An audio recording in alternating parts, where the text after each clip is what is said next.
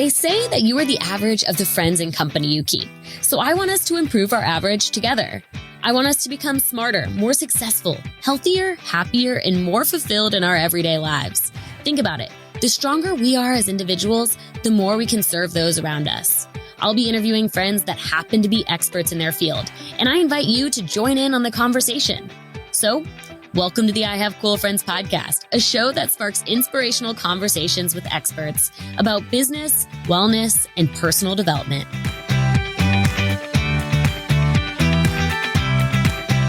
Hello, and welcome back to the I Have Cool Friends podcast. I am very excited to have Alan. And Alan, you have got to pronounce your last name for me. It's Gannett, like planet. Okay, Gannett. Alan Gannett on the show today. He's a speaker, author, CEO, and has been among the top creative geniuses of our world today. And he has studied them. So thank you, Alan, so much for sharing some of your expertise with us today. Thanks for having me. And by the way, if you're listening, you can't see this, but Samantha has like very cool headphones that I don't have. And now I feel very like headphone insecure. So like, but we can keep going. I'll ship you a pair after and we can totally redo it if you want.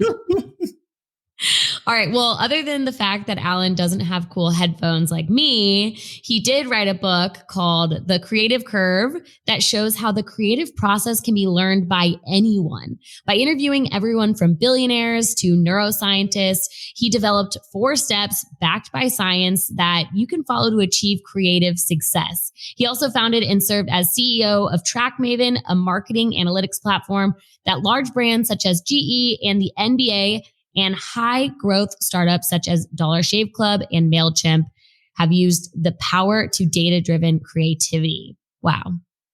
That's pretty impressive. Jeez. Just trying to keep up with you, you know. I back all my guests in that hole just to see if they can give me a compliment on the back end. So thanks for falling into that trap. But no, when I was checking out your website to get, the exact data points and resume that I could find on you, the first sentence says, "My mission is to help people realize and live up to their full potential," which I particularly love and wanted to highlight because that's really what this podcast is all about. It's about leveling up and gaining knowledge and inspiration from experts in different fields. So excited to have you share all about creativity today. Totally. And I think it's so interesting because we're living this time where like, I think, and there's tools like this or otherwise, but like potential is so much more achievable than ever before. But I think it also makes in some ways actually more scary because it's like, whoa, it's like, I don't actually have that excuse where I can sort of like sit at home and just be like, oh, like I can't do that. We actually know there's a lot of tools and resources out there. And so I think that actually creates this weird sort of inertia for a lot of people. And that's a big thing to like try and get people sort of unstuck around. That's really interesting too, talking about, we have phones that have how many apps on them.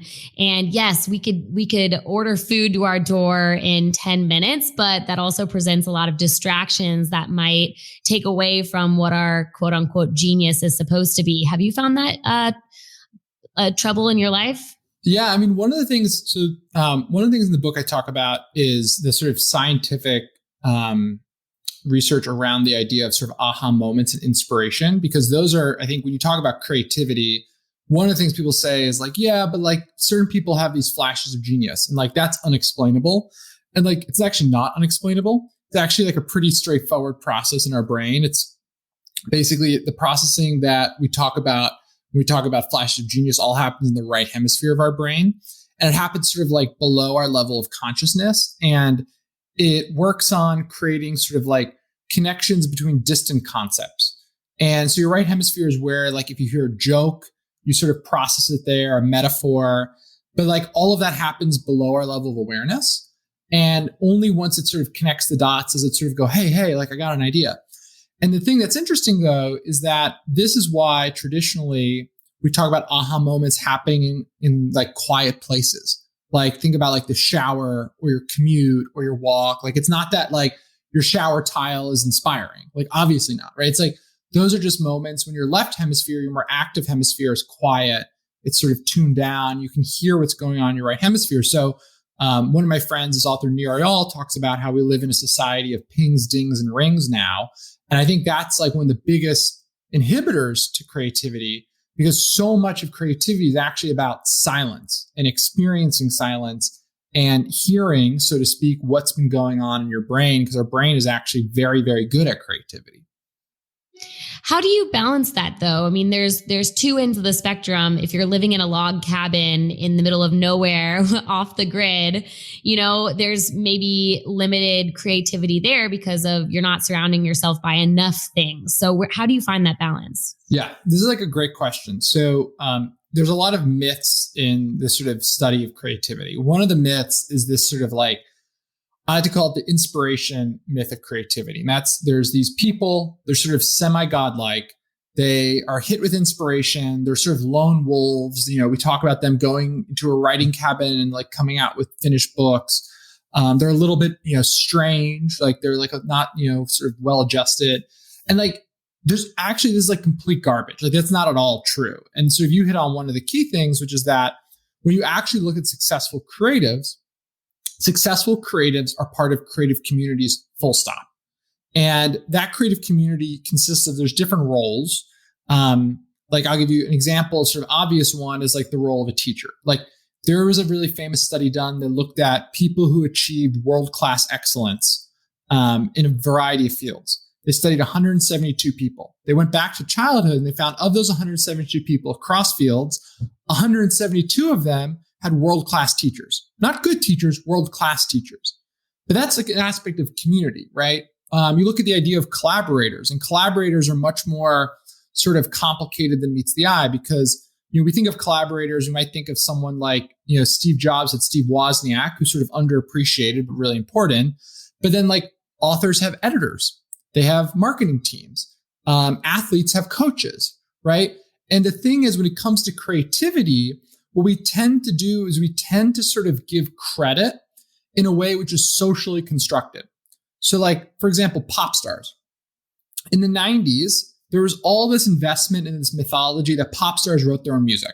Like that was like, if you looked at the liner notes, like it would be like, oh, Britney Spears wrote this song. The reality is that now there's a lot of social capital behind the idea of famous songwriters, and songwriters have become brands in their own. So now, in fact, people like Taylor Swift, who I'm a big fan of, her like new album, it's like, she's like, I did the song with Jack Antonoff, who you've heard of because he's a famous songwriter. And so this idea of collaboration has always been a big part of creativity, but throughout time, we value different people, different collaborators at different levels of importance. And so the result is a lot of times we get caught up in the mythology of creativity, which is that, there's these individual people, whether it's Steve Jobs or Taylor Swift, who did it all by themselves. And if you can't do that too, well, then you're just not talented enough. And it turns out that the premise of that is just wrong. Gotcha. Yeah, that's really, really interesting. And you're obviously so passionate about this topic. And I want to off a little bit. No, I love it. I'm just saying, I forgot that I was recording a podcast. I felt like I was sitting in a classroom, which I miss college and learning dearly. So I'm just sitting here for those people that can't actually see us, like fascinated, nodding my head. So hopefully if you're listening to this, you're having the same reaction that I have right now. But I want to back up a second. How did you become so passionate about studying creativity? Yeah, so I have always been someone who's really interested in patterns. So I grew up as like a very only child. Like my parents got divorced when I was 1. They both worked full-time jobs. I got a lot of time on my hands. And so I got really fascinated by the idea of like reverse engineering things. And like that went through different phases. Like there was a time when it was music. There was a time when it was video games. As an adult, it became startups for a while. And like, so I started a company really young. The thing though is that, so the company I started was a marketing analytics company, and we worked with some of the world's biggest brands. And the thing though I found is I would talk to marketers at these like huge brands you've heard of, and they'd be like, oh, I'm not that creative. And I was like, what? Like to me, everything is sort of learnable. And I realized that my opinion about creativity, which is that it is a learnable skill, is actually not a widely held opinion. And that sort of spiraled into, I started giving talks on it and writing articles about it. And someone was like, oh, I think this would be a good book. And it sort of spiraled into this book because the whole idea of the book is really trying to bring together an argument from science, from interviews with creative achievers, and from history about why we actually know, which we do, that creativity is a learnable skill. And more importantly, how can you learn how to do that? So it really came out of a frustration, to be honest. Like, I'm a kid from New Jersey, so. Yeah. And I was curious to ask you too. I cannot draw to save my life. My penmanship looks like a 5-year-old little boy. But it's so on that side of things, I'm not creative, but I would consider myself creative in business, and different strategies and marketing and social media. So does that make me a creative person, or what is your definition of creativity? Totally. So I'll tackle that in two ways. So first of all, yes, you're definitely creative. The definition of creativity I like the most is the one from sociology, which it says is the ability to create things that are both new and valuable. And the and is really important there, because like if you just create something new, well, then it could be garbage. If you just create something valuable, like making a great Excel formula, well, that's certainly valuable, but it's not creative. It's just productive. And so really, when we talk about creativity, we're talking about that intersection of novelty and value. And that is really interesting because value is a social phenomenon. For something to be valuable, we all have to agree that it's valuable. And that's why so much of the science of creativity comes from sociology. And this is why sociologists look at trends and hits and trying to understand what actually drives certain ideas to take off and why other ideas don't. And we can talk about that literally for hours. The other element, though, I'd say of your question is that this idea, I think this is a lot of us, right? Of like, I can't draw, so therefore I'm not creative in that way. The thing, though, is like the people who do draw, like we have this notion they sort of popped out of the womb, drawing or playing the piano. In the case of Mozart, Mozart's probably the most famous example. We think of him as like a child prodigy, but like the real Mozart story is he had a helicopter dad who at the age of 3 said like, I love you, but, and like conditional love is really bad. Like, I love you, but you need to become a great musician. He hired for him the best music teachers in all of Europe and made this little kid practice 3 hours, 7 days a week. The first concerto he really wrote himself was when he was like 16 or 17. Like that's after 14 years of practicing 3 hours, 7 days a week with the best music teachers in all of Europe under the conditional love of a helicopter dad. Like you and I would both also write a pretty decent concerto. And so I think a lot of times we have a problem when it comes to creativity of misattribution, where we see them being talented at a skill, and we assume that it's because of some sort of naturally divined talent, when in reality, if you went back far enough, there's a reason why so many athletes start very young, so many musicians start very young, right? It's like that work makes a very large impact, and compounding advantage is hard to catch up with. This is fascinating, and I'm connecting so many dots in my head because, our parents' generation, I think most of the time everyone had 9-to-5 jobs, and you pretty much stay in the same job. Maybe you switch to one other job. Now with our generation, with the internet, there's so many more job opportunities that can be created. And I would say most people I know are multi-passionate. They have their job and then a side hustle, or they have multiple projects going on at once. I mean, it's very LA, New York, but I think the world is moving in that direction. And I think it's that figure outable skill that you believe, and it's not necessarily creative or not, but believing that you can learn anything of what you're saying that's creative. But I still think that there is such a roadblock when it comes to creativity, because I do believe people think that you have to be born with it. And I think one of the things that's really fascinating is we have a lot of biases as humans. One is sort of a visual bias. So like things we can see, we sort of understand better. So like we sort of have all had the experience of like, if you go to the gym and you work out, you like gain muscle and you're like, okay, that makes sense, right? But like, that's actually kind of a crazy process. Like the fact that we like go to the gym and like we do these things and it breaks down our muscles and they come back bigger, like that's actually kind of wild. But the fact that we can see it makes us feel like we understand it, makes it seem a lot more logical. Our brain actually works very similarly. So the concept of neuroplasticity is this idea that every day your brain generates thousands of new brain cells. And these brain cells literally go and attach themselves to the parts of the brain that are most active. And the result is that what you find is that cognitive tasks change the actual physical structure of your brain. So like the most famous study in this is there was a study pre-Uber, pre-GPS that compared the brain structure of bus drivers versus taxi drivers. And bus drivers drive the same route every day. Taxi drivers have to navigate throughout a city, and so they're engaging their sort of navigational and visual skills much more.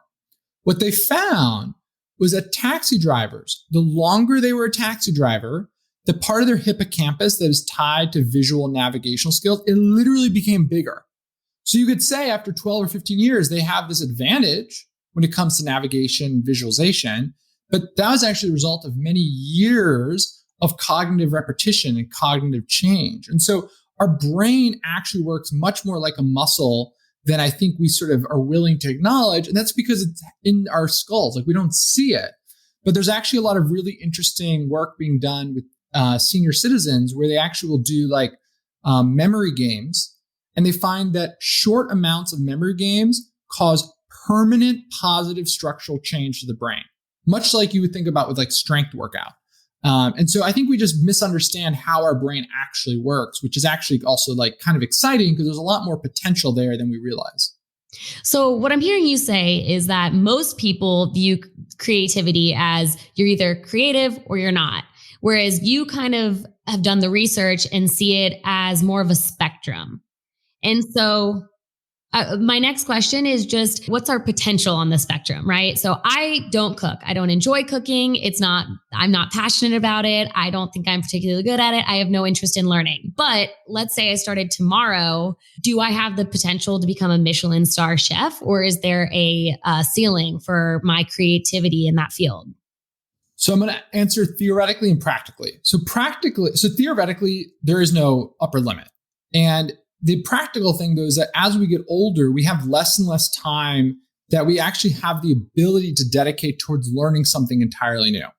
So that's one of the big issues when it comes to creativity. Sometimes we mistake the fact that, like, yes, theoretically we could do this with the fact that maybe we don't have or we don't want to give it the time. But like, I mean, cooking, I'm sort of a nerd. So like I decided like 4 years ago, I wasn't really a cook. And I decided that like I really wanted to learn, like I really like breakfast, like best meal of the day. And I wanted to learn how to make like a perfect French omelet. Like, you know, those omelets that they're like yellow and they're perfectly smooth and wrapped. And you're like, how did they do that? Turns out extremely difficult. So for 6 months, every single morning, literally every single morning for 6 months, I worked on a French omelet. And like my first 3 months were like terrible. But over time, I actually now make a French omelet that is like shockingly good, like objectively shockingly good. It's beautiful. It's perfect. It's yellow. There's no brown spots. And the thing is, what you realize is that whenever you're learning a new skill, the thing that's really important is that if you want to get better at something, the biggest trick is to not allow yourself to become subconscious about it. So think about driving. Now, someone who wants to be a NASCAR driver, when they're training, they train on very specific things. I'm going to make a really sharp left turn. I'm going to try and speed through this. I'm going to try and accelerate. And so there's this idea of what's called in science deliberate practice, which is breaking down a macro skill into a micro skill. Because when you break a macro skill into a micro skill, you can get better at it. It's easier to keep it non-subconscious, easier to keep it in your sense of consciousness. So what I found, for example, when I learned how to make this like perfect omelet is I also learned the foundational skills. It's different though, for making perfect French scrambled eggs. And now I make perfect French scrambled eggs, right? But because I learned those fundamentals and I could connect those dots together. And so I think we just fundamentally really misunderstand a lot of these things. And can I keep going for 1 second? I have please. There's also like, one of the things you said I think is so powerful is as humans, we really like being good at things. And that is one of the biggest obstacles when it comes to learning something new, because at the beginning, we're not good at something. And so this is why video games are addicting, because they escalate gently from easy to difficult. In real life, anything that's like worth learning starts at the hardest. Like it's the hardest to start. It's the opposite of a video game. In order for you to start feeling that sense of accomplishment, you need to power through that, which is really hard to do as an adult. This is why as a kid, you have your parents who are forcing you or pressuring you into doing stuff. So by the time you're sort of conscious of what you're doing, you're like, oh, I'm good at this. This is fun. This is rewarding. But as an adult, you can hack your way there by basically creating accountability structures around yourself. So like surround yourself with other people in that creative field. So you have that sort of social pressure to actually keep going, to push yourself through that initial hurdle, because that initial hurdle is the hardest and most problematic part about any new creative skill. I love that. I am, again, connecting so many dots from the athletic point of view, and hearing who've studied all these things. I've had, all these hypotheses about what actually happens, and what you're saying makes a lot of sense, because a lot of professional athletes, Olympians, they go through post Olympic depression, or they come down when they retire and they're kind of in this lull, or, when you graduate from college and you're a college athlete and you've done these sports for 20 years and now you have to start all the way over with something new. A, like you mentioned, it's hard to start over, but B, it's hard to, when you're used to being really good at something, to be a beginner again. And I think personally, I had a really hard time with that when I graduated college, because, I was used to being the best at something. And then all of a sudden you wake up and you're the best at nothing. And so reteaching myself that it's okay to be a beginner, and that if I continue to, this is turning into a therapy section, but lots of pep talks later of like, that you did this in gymnastics. You didn't just wake up and become an Olympic gymnast. You worked how many hours and days and whatever it is. So now you have to build that same kind of structure and schedule to be good at something else. Yeah. And that's the thing that I think when people sort of make that mindset shift into seeing like examples where they learned how to learn, I think it makes it all much more exciting, because like that's where it becomes really magical. Because once you realize you can learn this stuff, you can try different fields, and you realize that like everyone who ever did something always did it for the first time once, right? Like that's really important. Like no one was born having written novels before, right? Like everyone who's a novelist wrote their first novel at some point. And so that's like a really fundamental thing. Yeah. Switching gears just a little bit. I feel like there's an optimal threshold for creativity. So we're talking about creativity. And then if we're talking about, selling a product, selling a service, selling something that's creative, quote unquote creative, I want to hear your thoughts on creativity that equates to success. Because I think if something is almost too creative, it doesn't sell, or it doesn't, if it's too abstract, a painting is too abstract and no one gets it, no one's going to sell it, even though it might be top notch, one of a kind, all of that. So how do you find that balance? So this is the most important thing. And it's basically that as humans, we have this idea that like the thing that's most, has the most features, or is the most complicated, or the most technically advanced, is the best idea. But that's a problem, because in any creative endeavor, you're creating something for an audience. So the best idea is the idea that will best resonate with that audience, which is actually typically not the thing that has the most features. So in the book, what I talk about is that as humans, we have these two contradictory urges that are really hardwired. One urge is, as humans, we crave things that are familiar. We like things that are familiar. And the reason why is pretty simple. It's because those things make us feel safe. When we go back to our home after a vacation, it feels cozy. When we see our loved ones, it feels good. Like familiarity breeds comfort. But then we all know we also have this other urge. We also like things that are new, right? We like new restaurants, new experiences, sometimes new friends, but we also have this novelty-seeking behavior. And this is because our brain has basically realized through evolution that things that are new have what it calls a novelty bonus. And a novelty bonus is the potential reward that something new contains. So like before you eat like at a new restaurant for the first time, you're like, it could be the best restaurant I've ever eaten at. Like, I don't know. And that motivates you to go explore it. On one hand, we like the familiar. On the other hand, we like the novel. Now, the thing that's important to understand is there's a lot of contradictions in psychology. And usually what happens to these contradictions is they intermingle. And so these two contradictions result in what I call the creative curve. The academic term is the inverted U-shaped relationship between familiarity and preference, which is a terrible book title. And it's basically this idea that when you map out how familiar something is with how much people like it, you get an upside down U. At first, when things are really new, people are like, that's kind of scary. And then when things are really familiar, people are like, that's kind of boring. There's a perfect blend of the two where things are familiar enough to be safe, but novel enough to be interesting. So what you find is the most successful creative ideas are actually blends of the old and the new. And so the thing that we mistake when it comes to creativity is we think so much of the job is about creating radical newness, when actually it's about taking something that people are familiar with and adding your own novel twist to it. And that's really where the magic comes when you're talking about creativity. When you interviewed all of your creative geniuses for your book, what did you notice about them that differentiated those types of people from your quote unquote average person?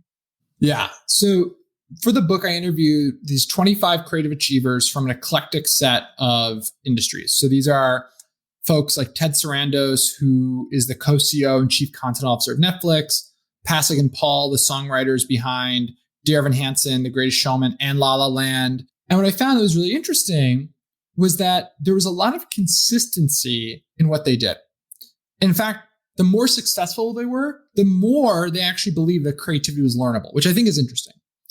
But one thing really stood out that I thought was really fascinating was we think a lot of times about creatives almost in opposition to consumers. Like creatives do, consumers consume, active, passive. But in reality, what I found is that the most successful creatives are also rabid consumers of their niche. Like if they are a jazz musician, they listen to every single jazz record imaginable. The best basketball stars watch every single play they can of a team they're going to play against. Like they are just consumption machines. Ted Sarandos, the co-CEO of Netflix, literally started his career as the clerk at a video rental store who decided to watch every single movie in the store. Quentin Tarantino, who I did an interview, talks about he did the same exact thing. And so the thing that's really important is that since creativity is about being able to balance the old and the new, the familiar and the novel, you have to know what's already been done. You have to know what's out there. You have to be very familiar with your niche. And so the result is that they're rabid consumers. There's a lot of other things, but that's always the one that really stuck out to me because I think for a lot of people, we see these creatives and we think about them being like frenetic doers, but actually they'll take like long breaks between projects, but they're always consuming. That's really interesting hearing about those creative movie types because there's big discussions on the topic of nature versus nurture.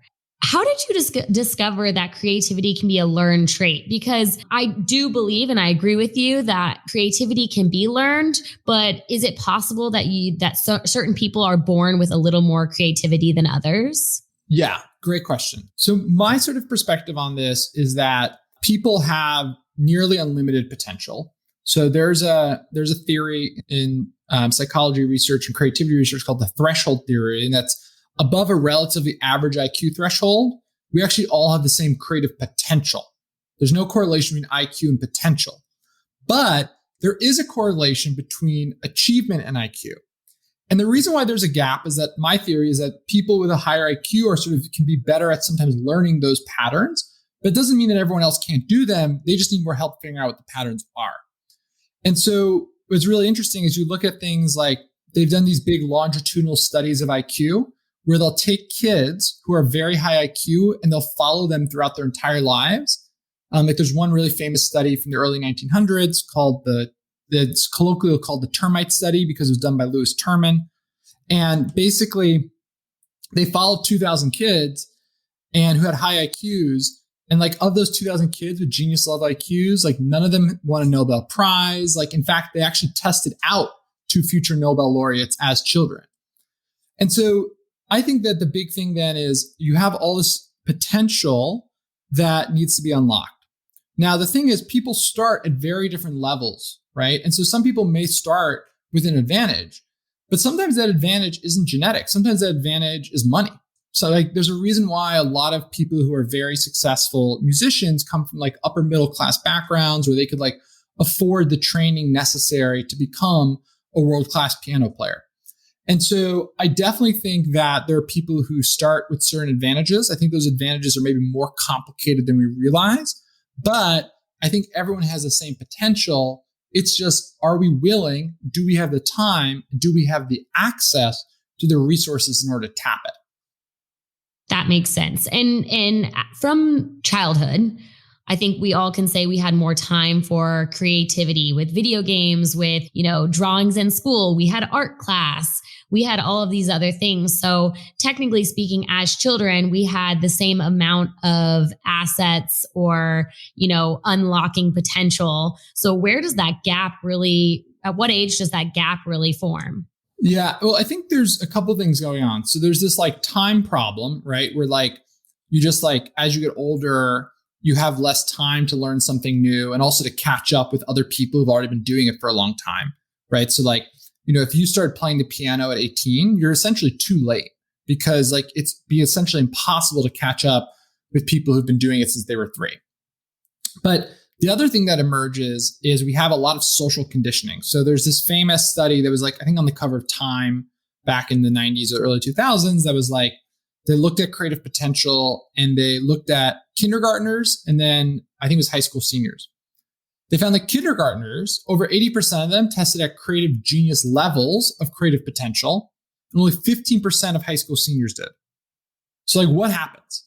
Well, like the big thing is like we live in a society which conditions people to think creativity equals poverty, right? Like if you become an artist, you're going to become poor. If you get an English degree, you're going to become a barista. Like there's all this conditioning from parents, from peers, aunts, uncles, teachers, but there's this idea that we live in this capitalist society that's very money oriented.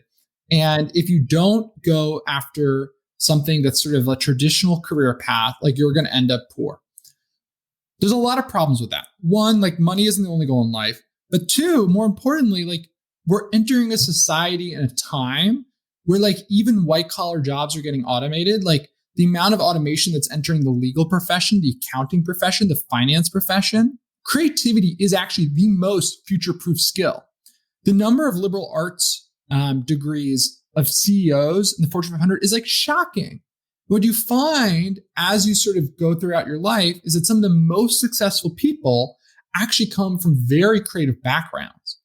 And so I think there's this weird sort of social conditioning that goes on that sort of sends people away from creativity and conditions them to think sort of creativity equals bad.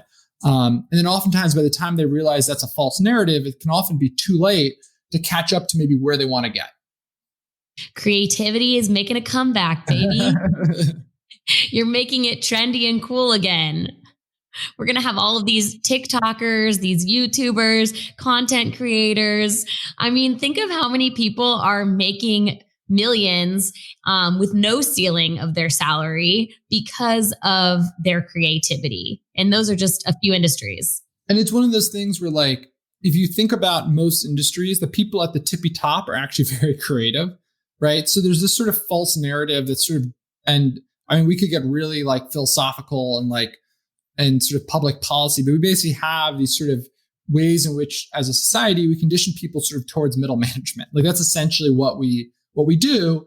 And if you're going to be a successful middle manager in a sort of professional class, like you're going to do a lot of non-creative skills, at least in the like late 1900s, early 2000s. Unfortunately, those jobs even are going to get disrupted. So creativity really is the future-proof skill.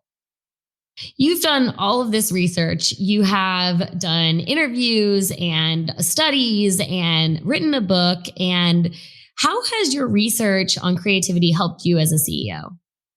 Yeah, I mean, the thing for me is that it really emphasized the importance of coaching, because I realized so much of this is mental blocks that are really just narratives we tell ourselves. Like the amount of people who things like, I'm too old to learn a new skill, I'm not creative enough. And when you dig in, you find that those narratives, that self-talk usually has an origin, right? There's someone who told them something. There's some experience they had that sort of set them off track.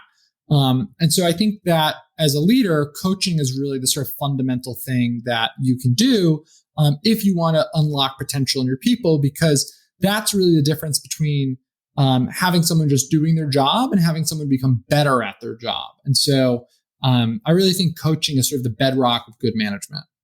That's a great tip and something that I probably wouldn't have originally thought of. But again, going back to my athletic days, having a coach every day for 6+ hours and then poof, you don't have someone giving you that positive reinforcement. You kind of have to generate that on your own. That is a big life skill, adult skill that I think many people don't lock into or don't unlock within themselves. So it's great to realize that. What can the average person do to increase their creativity within their field, other than getting past the mind block of being able to learn? Is there something that people can do every single day? Yeah, the one thing I'd say is that one of the things I found is that it's not just about how much these creatives consume, but also how they consume. So the way they consume, I think, is kind of interesting. And it's different than maybe how a lot of us consume things. Like when we watch a movie, we sort of are like, we're sort of immersing ourselves in the movie. We're not thinking about it consciously. What these creatives do is they either physically or in their mind essentially touch and feel the work. So they'll think through like, okay, like that was how they're introducing the main character. That was the climax. That was the conflicting event. And they think about how these things that they're consuming compare with sort of the archetype of that field. So if they listen to a new jazz record, they're seeing like, oh, that's interesting. They did that with the beats. That's different than what you typically see. Kurt Vonnegut, for his master's thesis, what he did is he actually took great American novels and he mapped out on a graph their story arcs. And he found there was 4 recurring story patterns that emerged over and over again. And actually, years later, some researchers at a university decided they would test this using natural language processing, and they found the same thing. They found there were 6 types of stories that were consistent in popular novels. But the point is that we don't want you to reinvent how stories are told. We want you to tell a romantic story or a Western or a crime thriller in a new and interesting way, but not reinvent all the fundamentals. And so that sort of physical touching and feeling allows you to learn those familiar baselines so you can add a novel twist to it. I could literally ask you questions for the next 3 days, and I think still have my mouth open from fascination because I love learning about learning and hearing people just speak about their expertise. So this is great. But we have a new segment on the show called Ask a Friend. So on our website, our listeners call in and leave a voicemail with their business, wellness, and personal development questions. So I've curated a couple for you and I'll let them ask a couple questions. This is Beth from Colorado. She says, this year has forced me to make a career change. I'm 45 with 2 kids. Am I past my creative prime? So definitely not. I think the thing that's important to recognize, though, is that certain skills, especially newer skills, you'll have a higher chance of success because there isn't, tons of people who've been doing it already for decades. So I'll give you an example. If you want to become a world-class piano player, it takes about 25,000 hours of deliberate, purposeful practice. But now it's gotten more. But if you want to become world-class at digit memorization, which is now there's tournaments for it, like how many digits of pi you can memorize, it takes about 400 to 600 hours. So look at emerging skills as places where you can more readily get to the top, because you're not competing against all these people where they have compounding advantage. What's a couple more ideas of emerging skills? I mean, you see this with social media platforms, right? Anytime there's a new social media platform, the people who are sort of early on it tend to build asymmetrically large audiences because if you were of the first, 2 million people on TikTok, you're just going to be, by the time there's 500 million people on it, you're going to be doing it longer and better and gotten really good at it. So what I always encourage people to do is when you see a new platform emerge, right? Check it out and see if you enjoy creating content for it. So my biggest online audience is LinkedIn video. And part of that is I was one of the first people on LinkedIn video. I was in the beta. I sort of saw it as an opportunity. I was I like creating video. I found a format of video content I really like doing. And I've been doing it twice a week for now 3.5 years. And I've gotten millions and millions and millions of views. But that's because if I started doing that now, there's no chance it would work because it'd be too saturated. And I'd be trying to catch up with all these other people. And so keep your eyes open when you read about new platforms, new techniques, new skills, new competitions. those are all opportunities if you want to master a field to sort of excel to the top of the field much faster. So our second question comes from Tommy in New York City. What's the best advice or creative tip you learned from one of the geniuses you studied for your books? I interviewed David Rubenstein, who is sort of like one of the godfathers of private equity. And he's also like, on the board of Harvard and Duke and the Smithsonian and the Kennedy Center. He has a show on Bloomberg. Like, he's sort of a Renaissance man. Yeah. Super brilliant, super smart. And like, what I thought was so interesting is he's in his late 60s now. But when we sat down, he instantly started like asking me questions and trying to ask me questions about data analytics and big data and marketing data. And I was like, oh, like, part of the reason he's so successful is he's engages in what, this is, I didn't invent this term, this idea of reverse mentorship, where what you find is that people who have very long careers in fields, as they get older, tend to sort of like bring a lot of younger people close to them because they want to keep learning about novelty. They want to keep learning what's new. They want to keep having that input that just inherently, as you become more successful, you sort of become isolated from. And so I just think for anyone who's listening who is already successful in a particular field, one way to stay successful that's really important is actually to engage in reverse mentorship, which can sometimes be counterintuitive, but you find is actually very common with people with especially long career longevity. Okay, moving on to our last and final segment of the show called I Have Cool Recs. So since you're a cool friend of mine, I'm assuming you also have some cool recommendations for us. So I'm going to be asking you a current favorite book recommendation. I just reread The Hard Thing About Hard Things for like the 10th time. And it is like probably, one of the top 5 business books ever written. It's practical. It's fun. It's easy to read. It's great. Okay, awesome. What about a TV show or movie recommendation? I'm 2/3 of the way through. I feel like this is like an obvious answer, but The Last Dance. And I'm not a basketball person, like at all. Like I literally have not watched more than 2 games in my life. And I find it totally mesmerizing. Well, he's a very high achiever in his field. So maybe there's some overlap with creative geniuses there. And also just like how they engage in teamwork and the personalities. It's just like very, very interesting. So yeah. Do you have a friend of yours that's doing something cool that you'd like to hype up? Oh, yeah, totally. My friend Shane Snow has an awesome newsletter where he sends out really interesting posts about psychology. Like he just had one on intellectual humility, which is really good. So if you just Google Shane Snow, very good newsletter to sign up for. Great. And I'm actually going to interview him for my show, a little sneak peek. So I'm excited. I love when all my guests are friends with each other and overlap. I should call my podcast, I Have Cool Friends. Wow. Love it. All right, Alan, thank you so much for being on the show and for sharing all of your knowledge with us. How can our listeners find you or follow you on social media? You can go to Allen, ALLEN.xyz or at Allen on Twitter or Instagram. Okay. And I will, as you guys know, link his stuff on our Instagram, on our Facebook, on YouTube, on all of the platforms. So he will be easily accessible to you guys. Thank you again. And guys, for you that are listening, don't forget to use the friend line to ask your questions about business, wellness, and personal development. Make sure to subscribe to the podcast, leave a comment, and get in on the follow-up conversation on our Facebook, Instagram, or YouTube channel. And again, I will see you next week for a new episode. Thanks again, Alan. Thank you. Bye. Bye.